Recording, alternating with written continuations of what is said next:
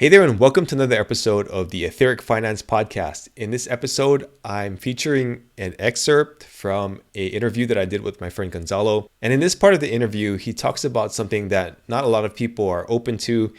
And if you don't know how this stuff works, it might sound a little weird to most people, but since you're on this channel, I'm going to give you this bonus.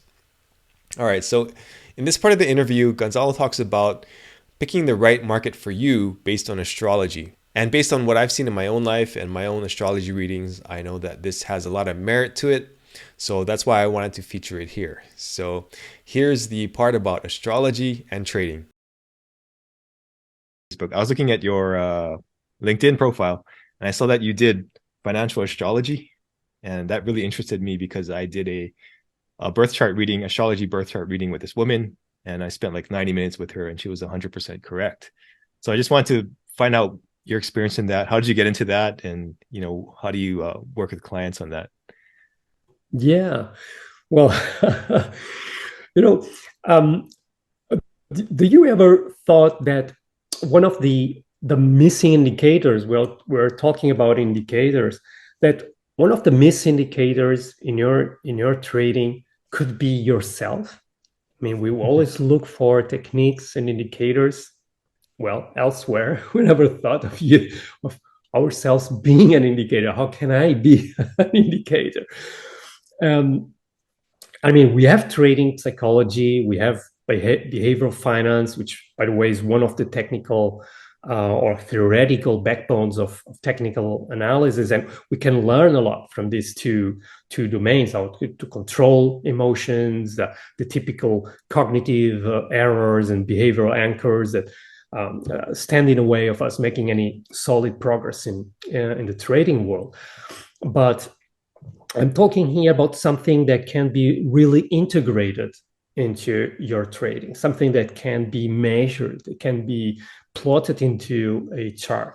Mhm. And basically, financial astrology allows you to do that. In its most basic form, it's about correlations between planetary movements, planetary dynamics, and market behavior, market dynamics, right? Mhm.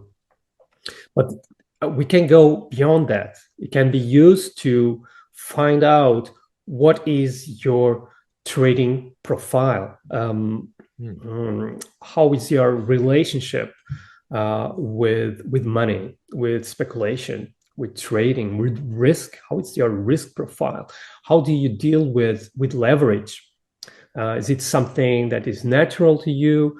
It's something that is you have to pay attention because there are some dangers being involved with leverage. Leverage is nothing more than or is within the family of credit and mortgages. And I mean, it's using third party money to make money yourself, right? Mhm. Or are you better off dealing with other people's money? Because there are people that they trade better when they trade other people's money, their own money, right? Mhm. So all these you can find through a profiling or an astrological trader profiling, right? And then there is the whole timing issue, to know when to trade, when not to trade. This is really something that isn't given through most technical analysis, most techniques. I mean, or indicators. There, if I ask you, tell me one technique or indicator that you are using to time the market, most of us will say, well, there isn't. I mean, most are price oriented, but I don't Mhm. have Mhm. anything that tells me the time, right? And this is 50% of the equation, because if you don't have the timing, you have to be very skilled to work only with price, because the market will trick you most of the times. You may be right, and this is something that we all experience. You spot a setup, and the market finally does that. But the way it gets there from A to B, it will trick you. You see a head and shoulder, just to put a simple example, and you have the breakout of the neckline, the confirmation of the pattern. Suddenly you have a reversal, false breakout, and then the market goes in the direction. Everyone is out of the market, and the market goes there with just a few. Either they had deep pockets or whatever, but the market tricks the majority out. So timing becomes really, really important. If you don't have that, it's when it's when you have to be very skilled in terms of price. And this relates to our previous conversation with hedging, because hedging becomes handy if you don't have this timing component in your trading. Instead of timing the market, you spend time in the market. And hedging allows you to do that, to spend time, to let the market meander, and finally go to your in your desired target. You spend time in the market instead of time. So basically, astrology allows you to do these things. It's not a holy grail like anything, but I found to be that missing key that I in my career that I was looking for. And I also saw that especially astrology applied to the profiling was something that was even more interesting for me than looking at the markets or analyzing markets astrologically. I find, in my view, it's more interesting to approach traders and to find their own cycles, because I see a lot of very skilled traders, or the people that are really technically very skilled. They know a lot about trading. They know their markets inside out. But there is this lacking of their own behavior,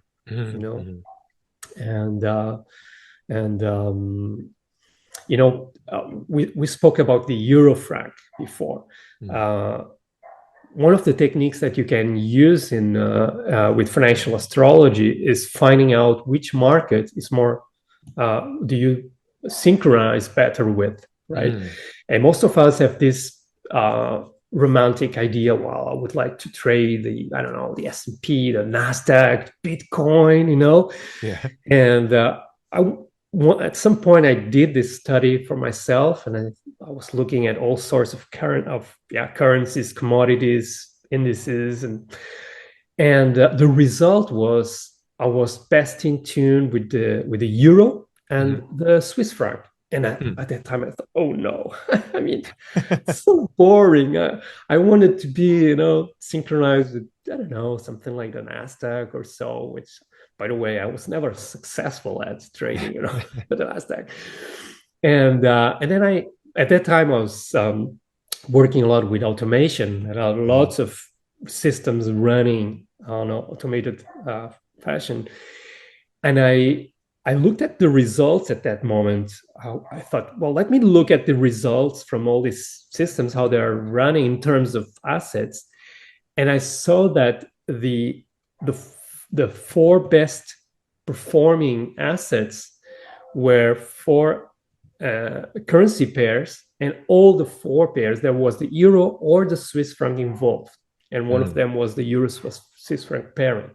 So indeed, even through automation, I was not trading manually. There were systems that I developed. Even then, the market I was best performing was the euro Swiss franc. So this can be useful for traders to find out which market they are they're best suited for. Maybe the result comes out and you have to trade the orange juice futures or so. I mean, but if that's the case, And if your aim is to make money, go for it. Abandon Bitcoin or whatever you would like to trade, and trade that market that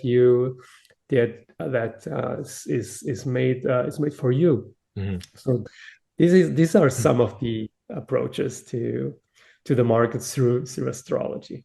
Oh, that's super, super interesting. One question before I move on. Which type of astrology do you use? If people don't know, there's basically Western astrology and Vedic astrology, right? Which one do you prefer, or do you use both? Or I use Western astrology mm-hmm. in its modern and traditional form, Mm-hmm.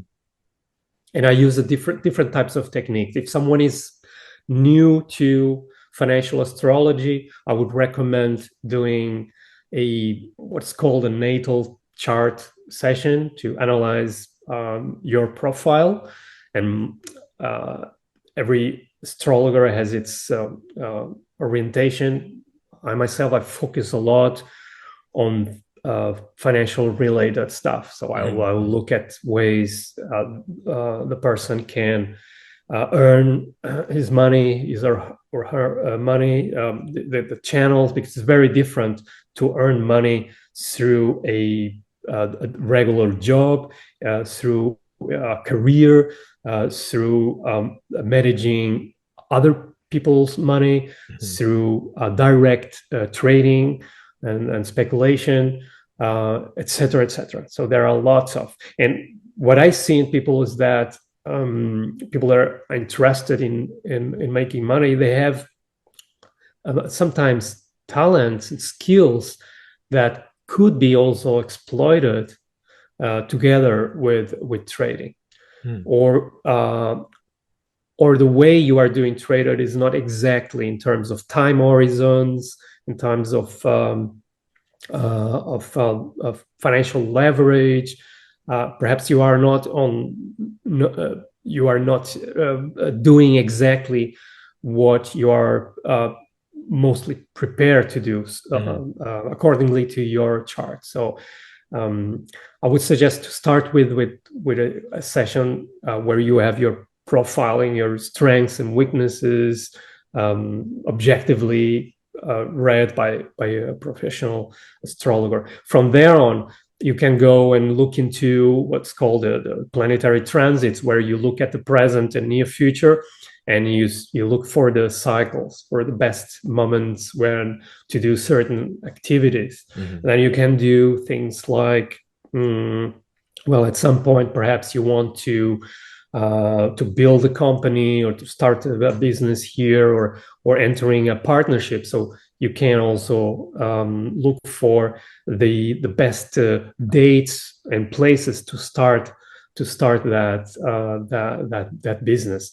There is a study out there that show that a lot of startup failures were due not because of capital raising, but because of timing, being in the wrong time with a good idea, but in the wrong time or wrong place. This is something that can be calculated as well. You want to start a business, let's look at the best moment. If you, I don't know, usually people have a limited time to do it, but within the next 3 months, I want to start this business. Okay, let's look for the best moments when you can start this type of business. The person explains the business, and the astrologer finds the best time.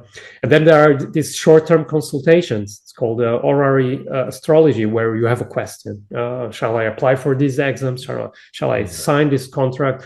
I have 2 candidates. Which one shall I hire? So these short-term consultations can be also done. This is a more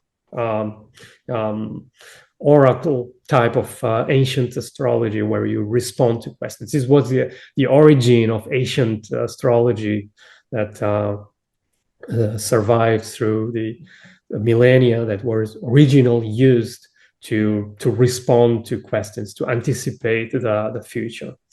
The more modern versions of astrology, like the natal astrology, this is more a modern thing. When we analyze the person, this came up with the findings of modern psychology in the 20th century, where these two disciplines merge, and where nowadays astrology has a lot of this psychological background or vocabulary to describe a person's dynamic. But initially, it was just to know when to go off into the seas, when to discover new land, when to deliver a shipment, when to go for a battle, and things like that. It was for these purposes that astrologers were hired. Yeah, I mean, a lot of people laugh about it, but the more I dig into it, the more I realize that it is an actual science. Like this knowledge has been passed down for thousands or whatever millennia, right? And I think that there is a lot of very credible evidence that shows that this stuff does work. And one question I had though for you is there like a natal? Could you look at a natal chart and say, okay, this person should absolutely not trade? There are cases, where the obstacles are very big. Yeah, there are definitely cases. There are always opportunities for everyone, because everyone has throughout its entire life has moments of opportunity, right? I had a teacher when I started learning financial analysis. I had a teacher. He told us usually everyone has like 5 big opportunities throughout his life to make really the big money through investing. The first opportunity you don't recognize. You are in your teenage years, and it passes aside you, and you are not even aware of it. The second, you see like other people are making money through investment, and you become aware of it. That's the second opportunity. You observe, but you do not participate. The third one is when you say, "Oh, this time I will get in. I will not let the train pass," and you go all in, and you lose because you don't have the experience. So by the fourth or fifth time is when you eventually have the chance to make some money.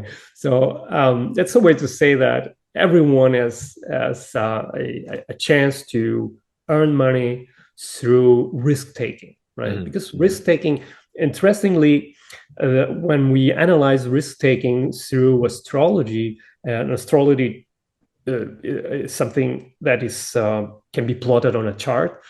And there are areas of this chart where you analyze certain dynamics, and trading or risk taking is usually associated or is expressed in the same area where we would find creativity, where we would find hobbies, things that we do where we risk things like reputation. An artist, for example, an artist can't be called an artist until you put out your work in front of others, where we start receiving this critique, right? And there is some risk. There is in terms of reputation, and even if you go for a professional risk management role, there is a part of the risk for companies that is reputational risk, right? So risk taking through the lens of astrology is within these areas, also where we deal with children, for example, because they express this freedom of expression, this playfulness, right? Where you do things without noticing the passing of time, or you are so absorbed into things that you don't see time passing. So all these activities are analyzed within the same partial in the sky. So every one of us can make money through it, but you can also spot obstacles and difficulties around this area. And the good thing is, because when you analyze an astrological chart from a financial perspective, knowing that there are different layers belonging to the same area, sometimes you can solve financial problems through solving other areas in your life. Because when we look at the area where you earn money, where you have your earned money, the money that and those assets that belong to you, that define you. This is the same area where you analyze your nutrition, for example.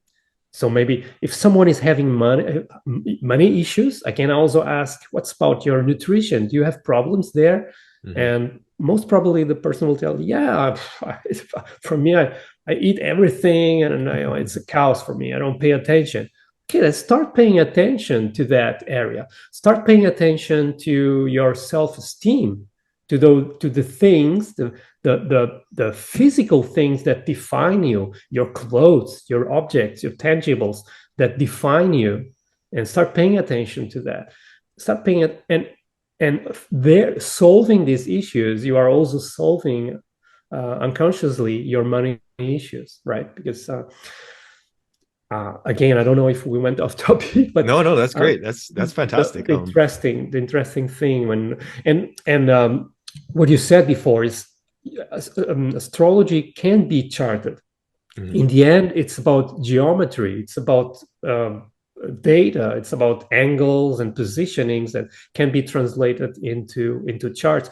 There are even people who work with planetary data that are not called astrology, because they don't apply this symbolical layer on top of it.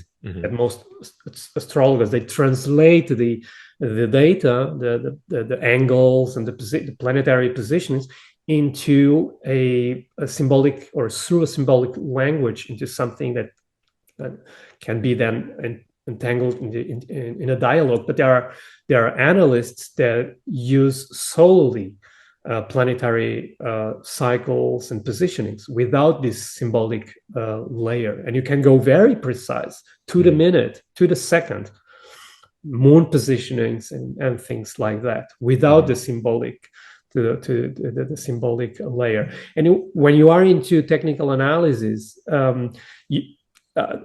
arriving to something like financial astrology, it's a close step, because when you start seeing that there are things like seasonalities, there are market cycles, you start looking at markets as something that, or complex systems that have their recurrent behavior, and you are not far from other cyclical natures or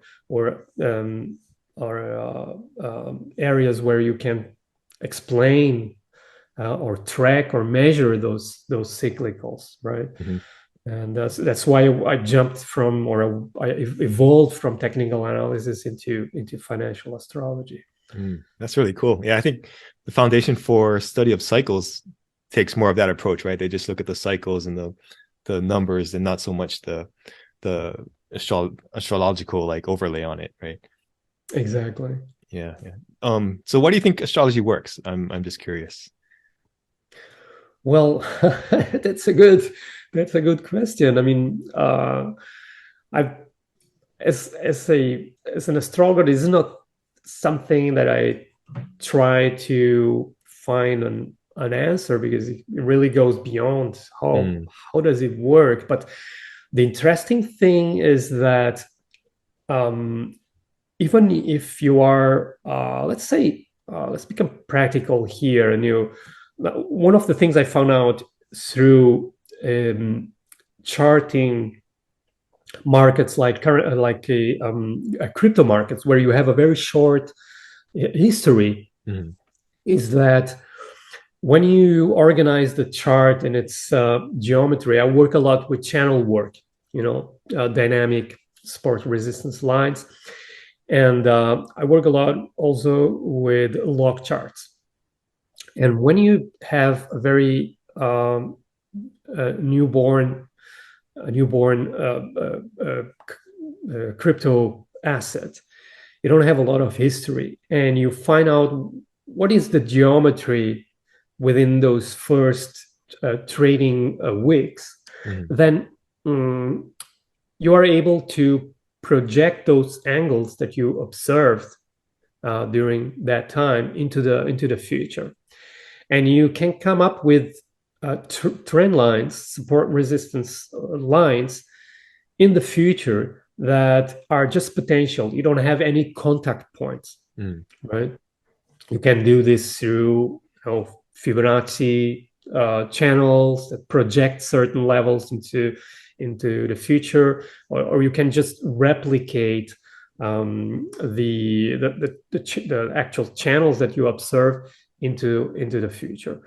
And when the price arrives there, you notice that there is a reaction to those levels. And well, the question that arises is how can the market react to a line that was even not on a chart, was not a potential line? Because traditionally, in order to draw a support resistance line, I need 2 contact points. Already through channel work, I can project a parallel line using just 1 contact point. If you have a line relying on 2 contact points, I can use that parallel and look for just 1 contact point there, and I can plot a potential line on 1 contact point.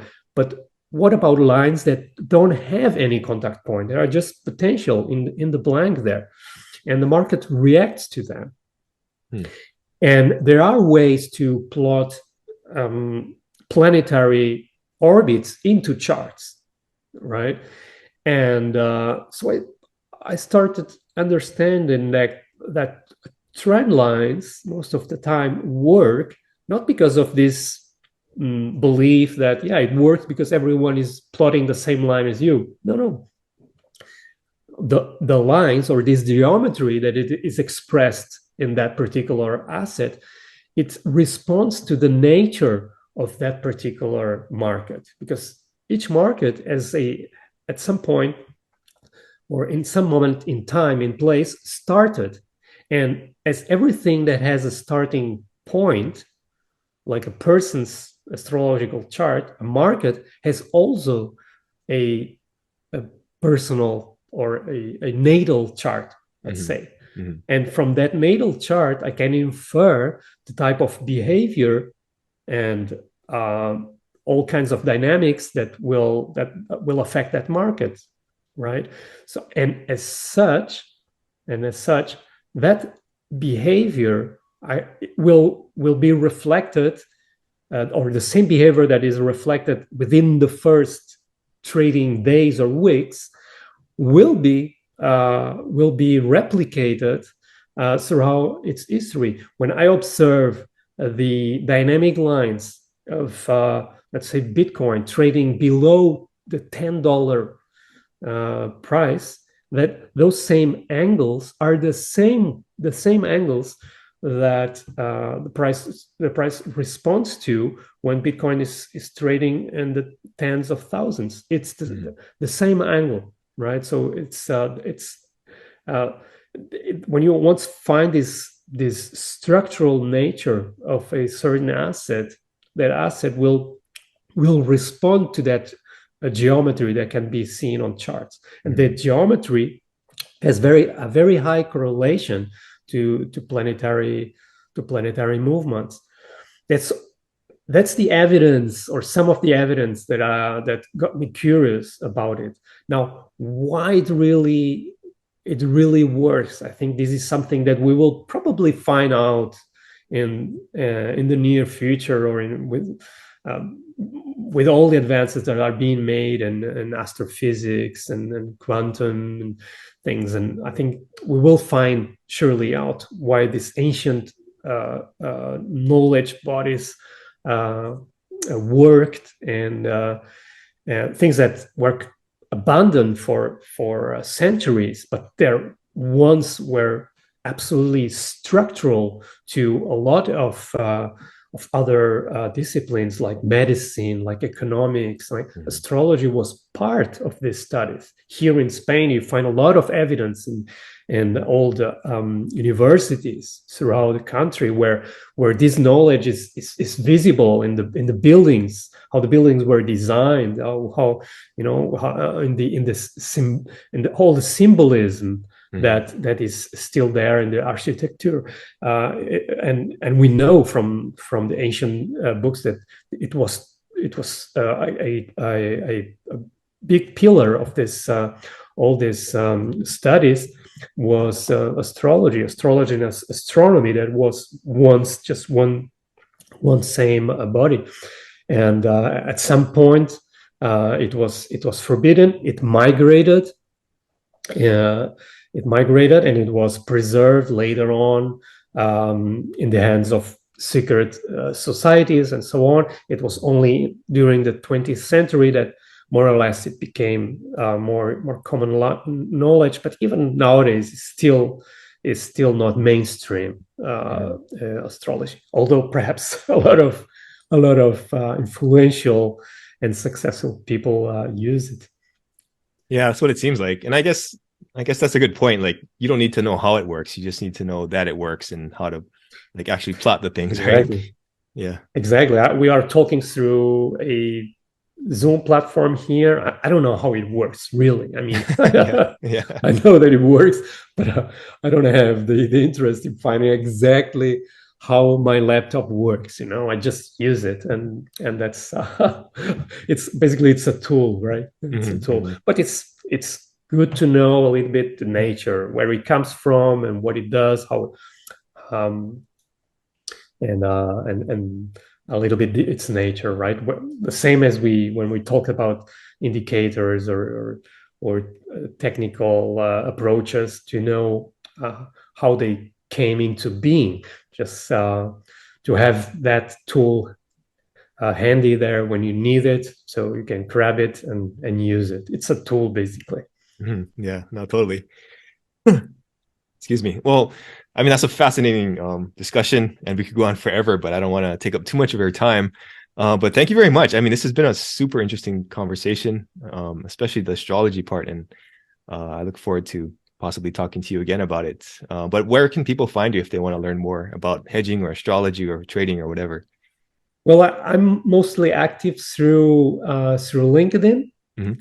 These days. I'm working on a personal project right now.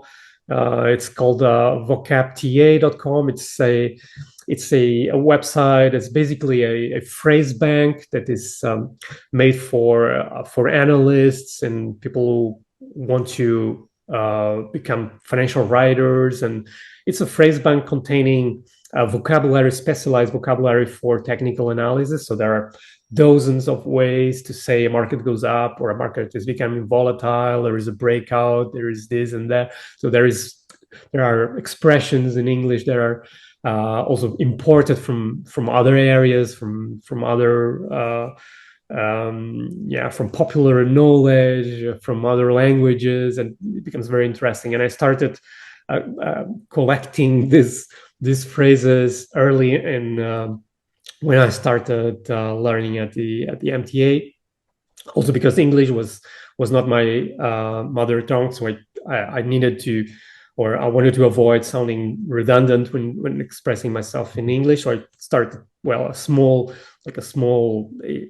phrase bank or synonym list, and that over the time that grew to the thousands of expressions that are almost I don't know, near 4,000 different expressions over 100 more or less 100 topics for Hmm. technical analysis. And I put this online on a website, and it's aimed for either non-English analysts or younger analysts wanting to diversify a bit their knowledge. So I'm a lot of active now with this project that will launch soon. It will be a pay-per-view access, and I have a small YouTube channel associated with it where I put some here and there some ideas. But I'm basically more active in LinkedIn. So if someone wants to contact me through LinkedIn, that's okay. If someone wants to, I don't talk a lot about astrology in LinkedIn. I'm not sure yet how to approach that Yeah. area in LinkedIn, Yeah. if using LinkedIn or a different venue. But if someone wants to have a consultation, can find me through LinkedIn as well. Okay, great. And I I appreciate it. appreciate a lot of I'll link your. to all of your pages in the show notes so people can find you. But again, I appreciate it. This has been a fascinating conversation, and thank you for taking the time out to talk to me. It has been a huge pleasure, Hugh, and I hope we can repeat it. There are a lot of topics that we'll have to on the table on technical analysis and such. So anytime you want to repeat, I'll be available. It has been a Okay. pleasure. Yeah, fantastic. We got to do this again. All right. Thanks, Gonzalo.